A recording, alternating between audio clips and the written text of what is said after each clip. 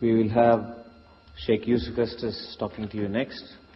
And we will have a question and answer session after the program is over. We are going to allot a substantial number of, substantial time for the Q&A, inshallah. Bismillah, alhamdulillah, wa salatu wa salam ala rasulullah wa ala alihi wa sahbihi ajma'in. Ashhadu an la ilaha illallah wa la sharika lah. Wa ashhadu anna Muhammadan abduhu wa rasuluhu. Ba'd. Assalamu alaikum. You still awake, huh? Okay. We didn't bore you to death yet, but we'll work on it, inshallah. My name is Yusuf. Can you say Yusuf? Let me say Yusuf. Yeah, very good. I wish you'd teach my wife. She keeps mispronouncing it. She calls me useless.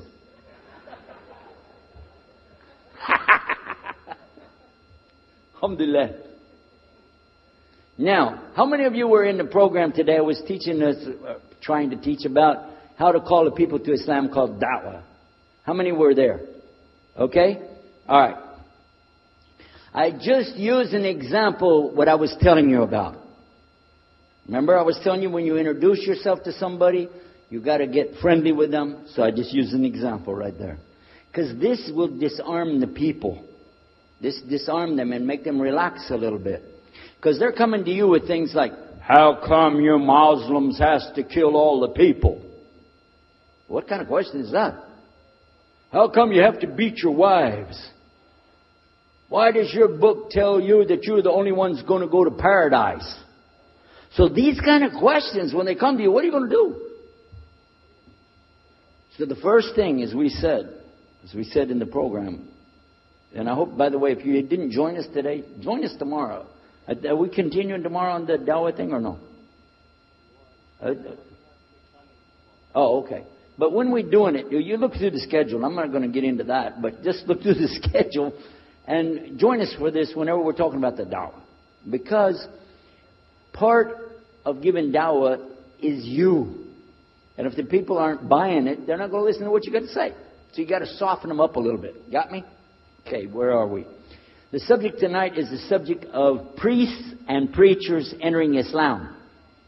And often people ask me, we heard about you used to be a priest or something and you came into Islam, so, tell us about it. We want to know, how does that happen?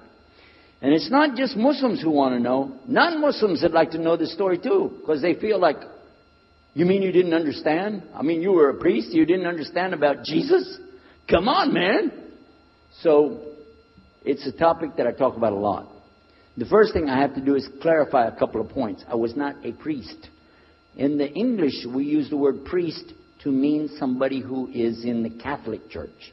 If you're not from the Catholics, if you're from the Protestants, then you don't use that term. We usually use the term, for instance, pastor, minister, preacher, reverend, and these are some of the titles. We came up with an awful lot of them because that's the way humans are, right? Give ourselves titles. So, I was a preacher and a minister of music.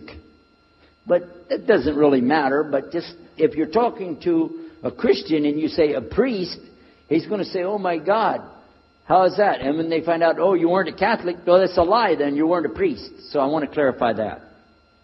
As a matter of fact, I will tell you in my own estimation, I'm probably the least of the factions within this equation. Because there were so many other people that came into Islam the same time I did. That's why it takes a little bit of time to tell the story. But they asked me to tell it tonight, so we're going to do that. But I want you to listen carefully to realize what goes through the mind of a person that's not Muslim. Okay? And I usually start out by telling people that my father and I were both ministers, and both of us were also businessmen. In the reverse order. We were business first and preacher second. Got me? Because, well, as they say, business is business. And that's exactly how it worked. We operated mostly in Texas. We had a place in San Antonio, Houston, and also in the Dallas area. And we were very concerned about Christian conditions. So my father started something called Concerned Christian Centers. And basically, if you look at it from a material point of view, it was a place to sell stuff. But what we would do is take consignment things in. People could bring things into us, and then we would sell it and keep part of the money. And keep a lot of the money. But anyway, they would bring in what they make with their hands, arts and crafts. And a lot of old women, they like to sit around and make things. Then they give it to us. And this helps the church, which is called the church. And then it helps them as well. So it became like business and religion tied together. And that's very common in our country. At one point, my father told me, we're going to start doing business with a man from Egypt. Well, I said, well, this is great. International sounds good. We can put this in our business card. We're international. He said, and this man is from Cairo, Egypt. And that's where, if you know, they have the Nile River. They have those big pyramids. They have the Sphinx, Abu Hul. You know, they got everything. I'm saying, oh, this is good. He said, and he's a Muslim. I'll never forget it. I've told the story many times, but it's just like it happened yesterday. I'm standing in between the kitchen, or in the dining room and the living room area. You know, like this when we're talking, and I just stopped like this. I said, what? A Muslim? No way. No way do I want anything to do with that. Dad, come on. You should know better than anybody. Because we were linked in with other preachers. My father supported people like Pat Robertson. Huh? You know him? Pat Robertson? And Oral Roberts. He's not very popular anymore, but he used to be real strong. And his ministry up in Tucson, Tulsa, Oklahoma. In addition to that, people like Benny Hinn. I don't know if you heard of Benny Hinn. He's coming over this way, so look out. And there's many of them. John Hagee, and the list goes on. Jerry Falwell, Jimmy Swaggart. Some of the names, maybe you heard those before. We know these people. We know all about them. All about them. Okay? So at one point, here I am standing there talking to my father about a Muslim. These are the enemies of God. This is what we've been taught. These same people, I just mentioned their names, in their preaching on the television and so on, this is what they teach. Muslims are no good. Now it just became Muslims are terrorists. But back then, you know, we didn't reach that level yet. We were still just kidnappers, hijackers, you know. They said that Muslims don't believe in God, that they're worshiping a black box in the desert, and they kiss the ground 5 times a day. Now that's what we know, man. So here's this Muslim going to do business with us. I told my dad, no way, I'm not going to do it. And he insisted. He said, I want you to meet this man. He's very nice. And I said, I don't want to meet him. I never am like this, by the way. But on this case, I said, no, that's one thing I'm going to stand firm against. We're not going to do it. He said, I want you just to meet him. I said, all right, I'll do it for you. I'm going to do it my way. I'm going to go to church. And it's going to be on Sunday. When I come out of the church, I'm going to have my Bible under my arm. I'm going to have the salib. I used to carry a big cross. I'm going to have my cross with me. And I'm going to have my hat that says, Jesus is Lord. And I'm going to have my wife, born-again Christian, with me. And we are going to get this demon, devil, infidel, Muslim. And we're going to show him Jesus. Okay? Now, this is a true story, by the way. So I got up that morning on Sunday, and I was thinking, man, you know. We went to church.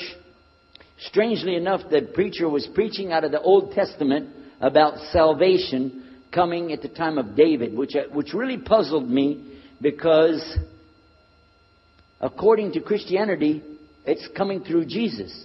And it really, that opened a door for me, but that comes up later in the story. Why was he saying there's salvation before Jesus? That's interesting. Now, when I get there to my father's store, I'm looking around, you know. I'm looking for somebody wearing, you know, a long white robe and some kind of black, you know, thing over that with a long beard. And I guess I was looking for me, wasn't I? Anyhow, when I get in there, I don't see this guy. By the way, imama, sword, everything. Ayatollah Khomeini, maybe. This is what I have pictured. I said, where is he? I'm ready. My father said, he's over here. I said, where? I said, here. This is a normal guy. He was normal. He didn't have a beard. He didn't have any hair at all. He said, how do you do? I told him my name. He introduced himself. His name is Muhammad. I said, how do you do? After the niceties of hello, how are you, how's everything, I said, do you believe in God? He said, yes. Oh, yeah? Sure. I said, but do you believe in the God of Moses? He said, yeah. Abraham? Yeah. What about David and Suleiman? He said, yeah.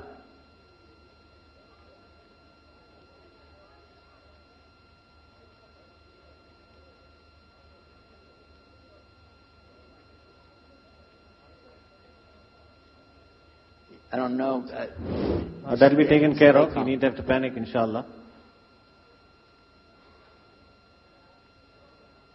Can we have the electrician?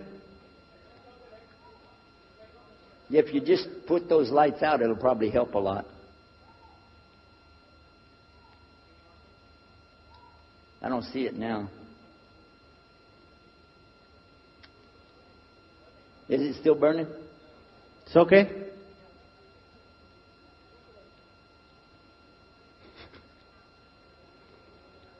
Sheikh, probably we are too hot for that. When you're hot, you're hot. You want to keep going? All right. So when I meet this man, I'm impressed that he's believing these things, but I thought maybe he's just saying it. So I even asked him, what about Jesus? Because I thought maybe they're first I thought Muslims were like Hindus. That was first. And then when he said he believed in some of the things of the Bible, I said, okay, maybe they're like Jews. So that's when I said, yes, but what about Jesus? Do you believe in Jesus? And he said, yes. I said, okay, wait a minute. This is going to be easy. I can convert this guy. So I agreed that we're going to do business with him. And in fact, I took him immediately out to have tea together. We sit together, drink tea, talk a little while. And I started trying to teach him right away. I'm in the Bible. I got it right there. Flip it open. Genesis. Let's talk about Abraham. What do you know about Abraham? Abraham, he had 2 sons, you see. And blah, blah, blah, blah, blah. And I'm doing all the preaching to him. You imagine this? And he sat there. Okay. He's a graduate of Allah's heart. And like this. Get me? You know what I'm saying? Well, it happened that during Ramadan, some of his friends that he was staying with, they had to move their apartment around or something, and he was going to go stay in the masjid for itikaf in Ramadan. It's normal. We didn't understand. I thought he has nowhere to go, and I told my dad, this man has nowhere to go. And my dad said, no, he's got money. I said, no, he doesn't. Daddy, I'm telling you, he has no place to go. I heard him say he's going to go live in the mosque to a Christian. If you're going to live in the church, ooh, that's the worst. So I said, let me offer that he can stay at our place. And my dad said, no, you don't do that. That's not right. I said, no, I'm going to offer it to him. I went to him and I said, how would you like to come stay at our place? He said, no, I want to go and stay there. I want to stay in the mosque, and it's something good. I said, oh man, look at this poor man. Oh my God. He doesn't know, he just, oh, poor soul. Please come and stay in our house. And he said, no, I can't. I need to go stay with her. I said, I'm scratching his dignity. So I told him, listen, no. I want you to come and you can pay. You can pay money and stay with us. He said, how much? I said, $15 a week. Which in America is like nothing. $15 is nothing. I said, and then he kind of hesitated. I said, and we'll pay for all the food. Well, you eat $15 worth of food in one day in America. He said, okay, all right. And I told my dad later, I said, see how I did that? Because now he'll stay with us. He knows he's getting a good deal on the food, and I was making it all about money. Well, I didn't know he wanted to come and stay with us. He wanted to learn about how are Americans and how is the dawah going to be. What do we believe? Especially people who are preaching. So he came and stayed in our house. And I said, well, now that's good. I'll travel with him and go with him in places, and he'll see and he'll learn about Christianity. As we were traveling and working together, we put up tables just like this and booths and things and set things out for people to come and look at them and sell things. And I caught him one time. When somebody wanted to take something from the front, he took it from the back and gave it to him. And I looked at him. And the next time somebody started to take something, he took from the back and gave it to him. I said, hey, Mohammed, we take the stuff from the front because that's the old stuff. The new stuff in the back, just hold it back. You know what I'm saying? This is dated material. Get rid of the junk first. He said, no, I can't. In my religion, we can't sell something unless we give the people the best. I said, got me on that one. And I'm supposed to be telling him about a better deal. I said, okay, yeah, whatever. You're never going to make any money, though. But that's all right. Over a period of time, I came to learn a lot of things. Also about being humble. A lot. Because this man was obviously well educated, very articulate. He could really talk about a lot of subjects. In fact, I tried to debate with him about many things. But he was so wise and well educated that he could see what I was doing, and he would take it easy and let me win every debate. I could win any debate with him if he wanted me to. But if he wanted me to lose, I was going to lose. This was how well he could handle it. Now, what happened, one of the preachers that I knew, another preacher, who used to carry a big cross and walk down the street so people would stop and talk to him about religion, he had a heart attack, and he went to the hospital. So I went to the hospital to visit him, and while I was visiting him, I met another man in the hospital who was in a wheelchair. This gentleman had a problem. He didn't want to talk to anybody. And I told him, let me witness to you. Let me share the message of Jesus with you. So I took out my Bible, and again, I started telling him about a prophet, Prophet Yunus, alayhi salam. And I'm telling them, look at Jonah. He's in the belly of the whale. He's in the sea. He's down there like this, and who knows how long. And suffering like this, you don't have as big a problem as that. And God saved him, so he could save you too. He said, didn't want to talk to me. I asked him, what's your name? He didn't want to tell me. Where are you from? He said, I'm from Venus.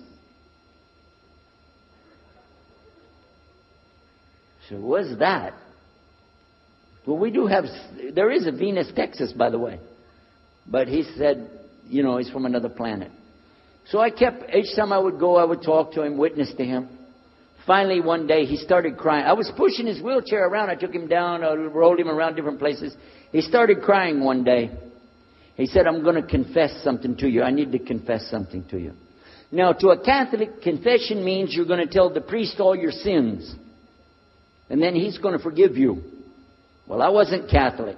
And I told him, listen, I'm not Catholic and I'm not a priest. I'm a preacher. He said, I know better than you do. I am a priest. I said, oh my God.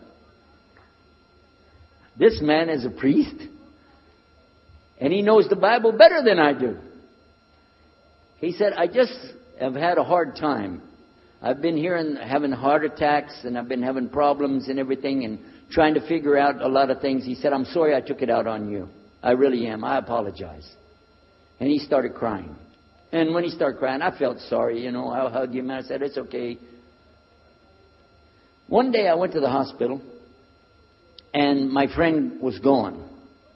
So I started visiting with the priest. And that happened one time. I went to visit him at the hospital, and he was gone. And I asked him, where did he go? They said he went home. I said, home? He's a missionary priest from South America. How did he go home? She said, I don't know. He's not here. I'm sure his family. I said, he has no family. I know him personally. He has no family. Where did he go? She said, I don't know. We're not responsible for them. I said, well, let me see where he went. You got it in your file? She said, I can't do that. Those are locked up. Nobody can look in the file. And I got in the lady's face and I said, listen to me. This man could die in the street right now, and it's going to be your fault. And you're going to get sued because I'm going to sue you for him. She said, okay, his folder's over there, but I'm not going to watch. I went over and I looked for it, got the address where he went. Sure enough, he was in a place where they put people that have no place to go, a shelter. So I went to the shelter and I found him. He was still on crutches.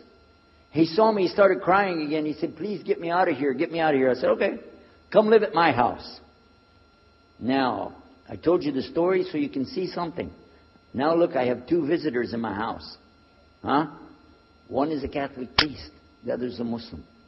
And I'm thinking I can get the Catholic priest and convert him to be a Protestant. At the same time, I'm going to catch the Muslim and bring him over to Christianity. High aspirations. But it didn't work. Some strange things began to happen. We would sit around the table at night to discuss what is the Bible and what's the salvation. My father has a Bible. It's called King James Version of the Bible. Most of you probably heard about it. Especially any students of Abmedidat or Zachary Naik, you've heard about King James Version of the Bible. But I work out of a different one that I've had since 1953. It's called the Revised Standard Version. And it says in it, King James Version has grave mistakes, grave errors, defects in it. That's what it says. So I began to preach out of mine, which doesn't match. And my father said, no, it's this way. I said, no, it's this way. Now, my wife comes up with her Bible from Jimmy Swaggart. It's called The Good News for Modern Man. Okay? Totally different. It's written in modern vernacular. You can just, say anything you want to with it. You don't even recognize the Bible anymore. The Catholic priest, he's got another Bible. An older Bible with 73 books. We're working out of 66 books. And his is not even the same in the verses. It doesn't match up at all. And I never even knew about this subject until then. And he's saying this, and I'm saying that. My father's saying something else. My wife's on something else. And all the time, Muhammad the Muslim is sitting over there like this.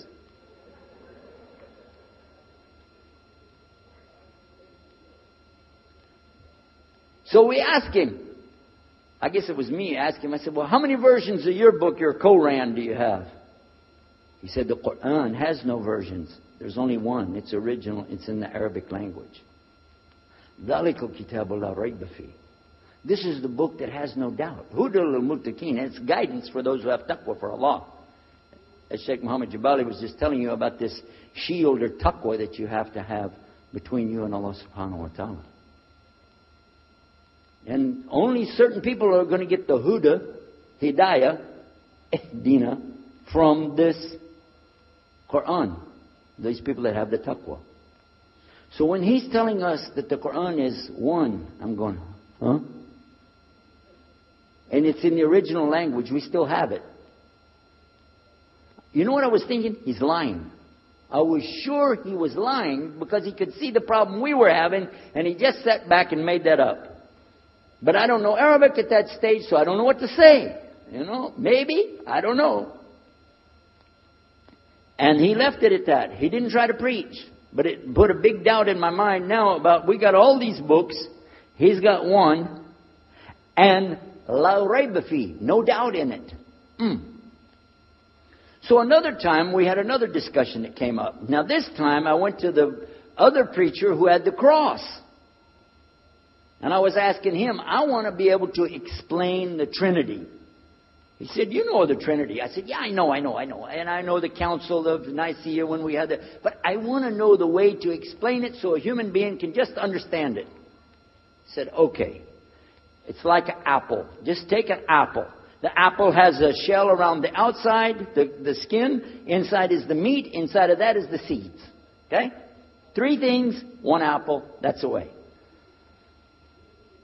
I start going back, I'm going to tell this Muslim about the Trinity. But on the way, I remember his arguing with me, his way of debating with me. I said, no, he's going to tear me apart. As soon as I say seeds, he's going to say there's more than one. So it could be 7 or 8 or 9 or 10 gods all rolled into one. No. It's got to be special. It doesn't work like that. Let me go back and try again. So I went back to him. I said, what if he says there's more than one seed in there? He said, okay. I said, and besides, it could have a worm running through it. Then that would make it go up another notch. What can I do about that? He said, okay, forget the apple. I said, okay. It's like the babe, the egg. Use the egg. The egg has the shell. Inside of the egg is the white. Inside of the white is the yellow. 3, 1 egg. That's it. That's good to go. Now I start going home again, and it hit me. Wait a minute. The egg could have a double yolk. God becomes 4, just like that. Plus, it could be rotten. I'm not going to ask him again. So at the market one day, I saw a man, and I was talking to him because I was listening to some things that Muhammad had told us about the belief in Islam. Allah is one. And so I was telling this guy, I got some doubts about the Trinity. He said, you a preacher, you have doubts? I said, yeah, it doesn't make any sense. It doesn't make any sense. How could 3 be 1? He said, okay, look. You see me? I'm one man. I said, yeah. He said, my wife? Yeah. It's one person. Yeah. See my son? Yeah. 3. 1. One family. It's the family of God. Use that. I said, there you go. The family of God. You don't get very far on that one, and you realize right away they could have another kid just like that. But worse, they could get a divorce. You want a God that can get a divorce? Huh? In Texas, if you get a divorce, your wife gets the car, cars, house, your retirement check, your 501, your TO plan. She's going to get your computer and even your email. You got nothing left. And I don't want a God that could have a worm in it. I don't want a God that can be rotten. And I don't want a God that can get a divorce. I want to explain this Trinity the right way. Sure enough, the subject came up, Trinity. There we are. Now here's the priest trying to talk about the Trinity is like an apple. I'm going, go there. And then the egg, don't worry about it. The family of God, forget about it. I know what's going to happen. So we ask Muhammad, we say, okay, what do you say about God? What do you think he said? أعوذ بالله من الشيطان الرجيم بسم الله الرحمن الرحيم قل هو الله أحد الله الصمد لم يلد ولم يولد ولم يكن له كفوا أحد. And he explained it something like this. Say he is Allah, the unique, not like anything else. He's eternally sought after by his whole creation, but he doesn't need the creation. He's not the father of anything. He's not the son of anything. He's not like anything. And he is unique. Ahad. I said, boy, that's exactly what I already think, but I can't admit that. That sounds too easy. But plus in the Quran, Allah subhanahu wa ta'ala tells us to tell the Christians, don't say 3. Here's a little point. I'm going to go out of the story for a minute to show you something. Nowhere in the Old Testament, the Torah, or the Zabur, the Psalms, or the Injil, which is the New Testament, nowhere in the Bible do you find the word Trinity. Not once. Not once is the word Trinity. But it's in the Quran. We have it in the Quran. It says, Thalath, tell them not to say Trinity. Oh! But they don't have it, and Allah said, don't say it. Guess what else? The word Bible is not in the Bible. Bible is from Greek. It means biblios or book.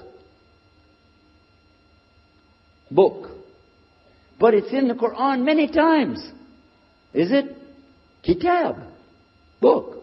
Ahl Kitab. People of the book. So we found in the Bible a shortage. They're talking about it, but the Quran is explaining it. I found actually in the Quran, I can explain the Bible much better because it gives me the things I didn't know how to explain. So then in my mind, look what I did. I started realizing what he was saying was true, but I never admitted it. Instead, I was taking this and mixing it. And when I would go give my next talk, I would say, so and so and so, and I would use what I learned from the Quran to explain what's in the Bible. Some of the people liked it, but some of them didn't. Because when I began to talk about salvation being based on what? And the Bible tells you in there's no Savior except God. It says it real clear. Jesus is not your Savior. God is. When I found that, I said, okay, let me try another way to explain that. Each thing as I would learn it, I'm trying to change how I'm presenting the thing. It still doesn't dawn on me, I need to do something. But I could see for sure God is only one, and so I totally forget the Trinity thing. My dad never did believe it anyway, so he had no problem with it. Now we come to some new thing. The priest asks the Muslim, "Can I go to your church with you?" The mosque. He said, "Sure, come on." Well, he went, and they came back. So he took the priest aside. Come here. What do they do? What do they do in there? Tell us, what do they do? Do they kill some animals, or what do they do in there? He said, "No, they just stand there like this, and they pray, and they leave." I said, "What? They pray and leave?" He said, "Yeah." Okay, what kind of music do they have? He said they didn't have any music. No music? How in the world are you going to worship God without music, man? So I asked him, "Muhammad, you guys don't have any music?" He said, "No."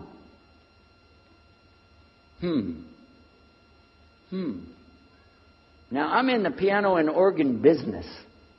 I said, "How many mosques are there in the world?" He said, "Millions and millions and millions of them." And I said, "None of them have a piano?" He said, "No." "Any of them have an organ?" He said, "No." Oh, man, I can get rich. Just introduce some music to these guys, put it in there, bound to be. I said, "Do the Arabs have any music?" He said, "Oh, Arabs have music." I said, boy, I got it figured out, boy.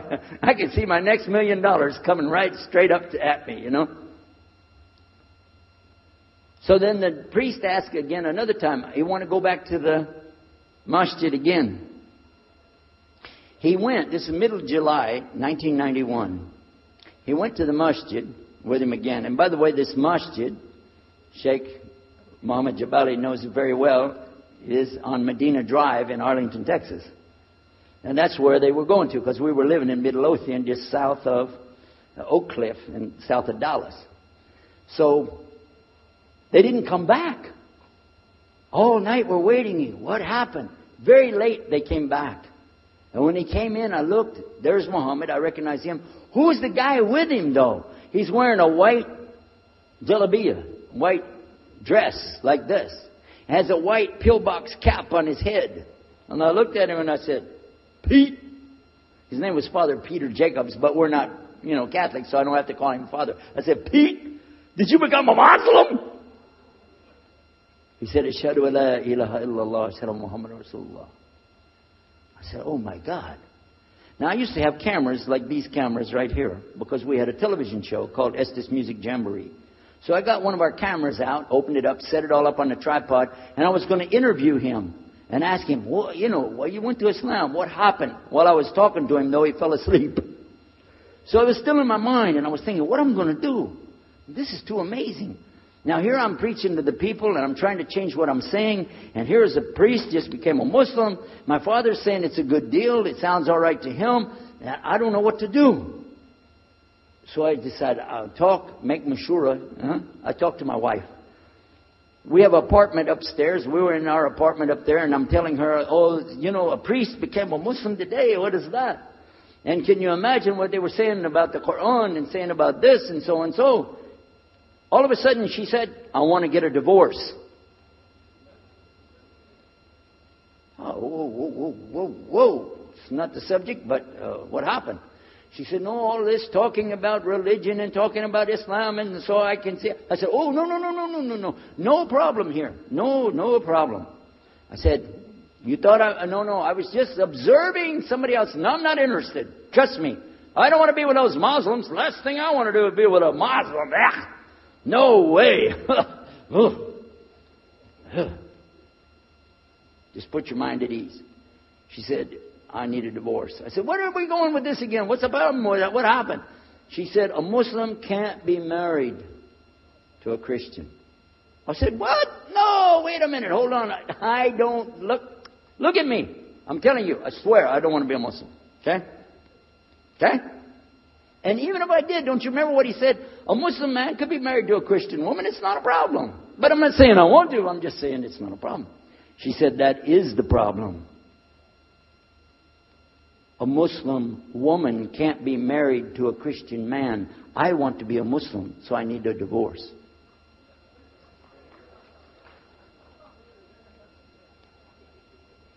I'll never forget, I was sitting right on the edge of the bed, just sitting there, and I almost fell over. I said, at last, I can tell the truth. I can say it. I didn't realize that she liked the idea. I was afraid. I said, okay, the good news is, I too want to be a Muslim. You know what she said? I don't believe you. I said, no, really. I was just saying that because, but for sure, just so you know, I want to be a Muslim. I've been thinking about it. I want to be a Muslim. We're both going to be Muslim. Alhamdulillah, this is going to be great. Right? You know what she said? I don't believe you because you're either lying right now or you were lying 5 minutes ago when you said you didn't want to be a Muslim. And either way, I don't want to be married to a liar. So get out.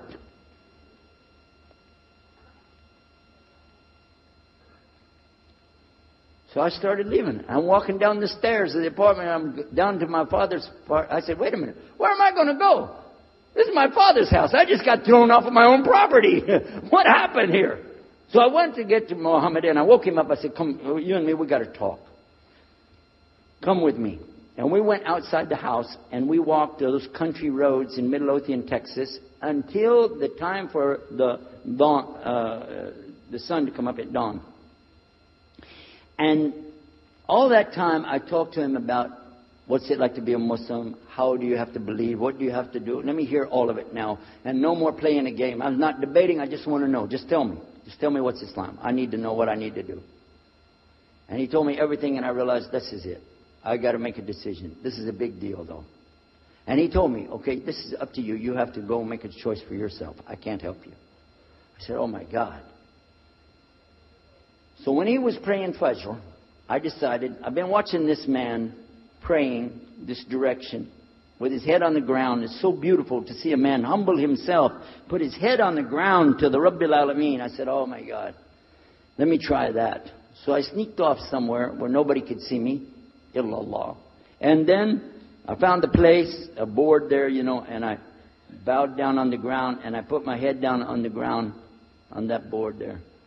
And by the way, I'm pretty good at speaking, especially in prayers. I used to make so long a prayer, they wouldn't let me say the prayer at Thanksgiving because the food would be cold.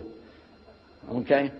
But I put my head on the ground and only these words came. No more words, just this. Oh God, guide me. That's it. And I was thinking, well, I got to say more than that. Nothing.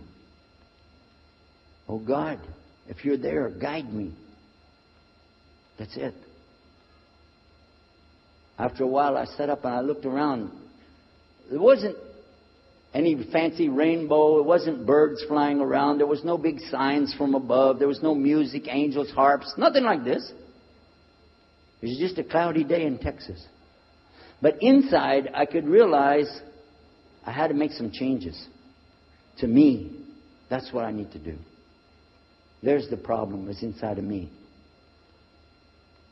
Within a few minutes, it became clear what I needed to do, and I had to develop an idea of how to pull this off. I talked to my wife, I talked to my father, I made a bath, and at 10 o'clock that morning in Midlothian, Texas, I went in front of this man named Muhammad and this new man named Yahya, who used to be the priest, and I said, Ashhadu la ilaha illallah wa ashhadu Muhammad Rasulullah. Immediately after that, my wife did her shahada. Ashhadu la ilaha illallah, ashhadu Muhammad Rasulullah. A few months later, my father did his shahada. Ashhadu la ilaha illallah, ashhadu Muhammad Rasulullah. Step by step by step, we saw so many people enter into Islam. We wanted to tell the whole world what is Islam. We wanted everybody to know the real Islam. I said, how could this escape our knowledge? How could we not know about this great and wonderful thing called Islam? And it looks like all we got to do is just tell the people. I went to the imam of the masjid there and I told him, let's tell the people. Then I found out something else about us as Muslims. And that's why we've got this convention here right now. This is why we have the exhibition. So you're going to use this week to learn how you can become, inshallah, the best Muslim you can be. and how you can show the real Islam to the people that are not Muslim. This is your duty. This is your duty. This is your language. This is your people. Just as it's my duty to give the message to my people and my language. And so the same way, it's your duty to give the message to your people. Allah will not ask you if they made Shahada, but He will ask you if you delivered the message. Alhamdulillah, today, I can tell you with no doubt in my mind, we have seen thousands of people give Shahada. Several hundred at a time. And I don't do it through debates. But I don't need to debate any Christian. I was a Christian. I am a Muslim. If you want, I can give you both sides. Easy. Okay? I'll play both parts. I'll be the Christian and tell you this, and then I'll be the Muslim and give the answer. And there won't be any argument.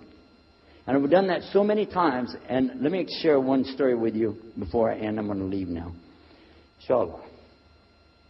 I was telling the brothers today that I was asked to give a talk in a church in Hagerstown, Maryland, just outside of Virginia. This was in 1999. And I went there and I gave a talk in the church on Sunday. Because I know how to address the people. How many years was I a Christian? 50 years? I know what they want to hear. Get them ready, and they said, oh, wow, this is normal preaching. But then when I came to the part, La ilaha illallah, I stayed on La ilaha illallah until they said, yes, that makes sense, it makes sense. There was one old lady that she was saying yes. Afterwards she said, yes, but I just don't want to do it the way you're telling me. Okay? But guess what else happened? 2 people did Shahada right there. Hello? In the church. In front of their preacher. They said, yes, we agree. We like this. We want to know more. And we say there's only one God to worship. Shahada la ilaha illallah. In front of the preacher. And one of them was his daughter. I took them to the masjid and they did Shahada in the masjid that afternoon, a Sunday afternoon. And later the boy, he married the girl. They're Muslims living there now. Now, let me ask you a question. If I would debate and argue with this preacher and made him look stupid, would he ever bring me back again? No. I'm going to ask you a question. If you were at a place and you saw somebody change their religion to another religion in the temple of that religion, and the father was the priest there, what would you think? Is that man ever going to call me again? Do you think he'd call me again? 3 months later, he called me again. Come back again. We really enjoyed it so much. I said, how's your daughter doing? I want to remind him, see what he's going to say. He said, well, she's doing fine. She likes Islam. It's very nice, lovely. She treats us so good. You know, we're amazed at her personality. We love you guys. Could you please come back again? And I did, alhamdulillah. So I'm just showing you that it's not guidance from me, not guidance from you. It's guidance from Allah. Allah guides whom He wills. Whom He wills. So we ask Allah to guide me, all of us, and all the people. And whoever He guides, they'll be fine. But whoever Allah doesn't guide, they got a problem. Serious problem. Our job here with this exhibition of peace, the vision of Islam, is to do one thing. Communicate the true message. If the people don't want it, that's your choice. That's their choice. You don't have to take it. But it's our responsibility in putting this on, all the scholars that are here, it's their responsibility to tell us what's the truth in Islam and let us see for ourselves. And that's what we're going to try to do through this week. So I need you guys to listen to me. You have to participate. Your side of it. Your side of it is to show up every day. And your side of it is to bring other people. I want you to look at all that blue plastic. Look at the blue plastic back there. You see that blue plastic? The next time we come up here, I don't want to see blue plastic. And that means I don't want you to steal the chairs tonight, okay? I want you to go get some people and fill up those chairs so they can hear this message before it's too late. Because if that man from Cairo, Egypt, had not taken the time to spend 3 months of working slowly, carefully, nurturing myself, my wife, my father, my daughters. They also became Muslim, by the way. I forgot to mention that part. And a priest Look at what Allah gave him. And from all the people that we gave Shahada, this man in Egypt is taking the reward for that, even now. Even now. I'm not saying you'll give a Yusuf Estes the Shahada, but I'm saying Allah will give you the reward according to what you're trying to do. Please don't leave this place tonight and forget what you heard here. Please carry this with you. Dr. Jafar Sheikh Idris and Muhammad Jabali, both of them, presented something very special. I noticed some of you going like this at different times. This is because Allah is not letting you hear a message. So you need to get your sleep tonight so you can be awake tomorrow and catch these messages when our scholars are speaking to us. Because Allah will keep you from getting the knowledge if you don't respect it. So please participate in this the right way. Come here, show up, fill up these chairs, and get the people. Get on the telephone and call people. You know how to use a cell phone in India. I know that works. And get on the email and tell people what's going on. Make sure that this is a success from the standpoint that we have people here to hear this message. Jazakumullah khair. Wassalamu alaikum wa rahmatullahi wa barakatuh. Jazakallah khair. By the way, you don't clap. I don't want to see any of you guys clapping. That is, you know what that is? That's to scare away the shaitan, and it doesn't scare them, it brings them, okay? Don't clap. What you want to do is say what? What do you say? If you like something, Allahu Akbar! That's the best you can do? You want the microphone? Huh? Okay, we'll split it up. Okay? This side? This side? Everybody together? Allah!